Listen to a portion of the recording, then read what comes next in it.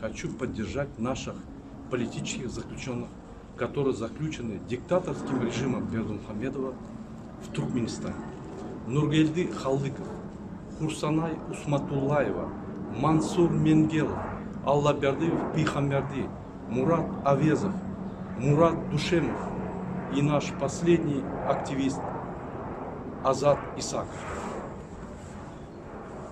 Давайте поддержим всех наших активистов, которые заключены в Туркменистане, которые борются за свои права и которые были незаконно посажены в Туркменистане. Азат Исаков был задержан 22 октября 2021 года в Российской Федерации и грузовым самолетом был доставлен в Туркменистан.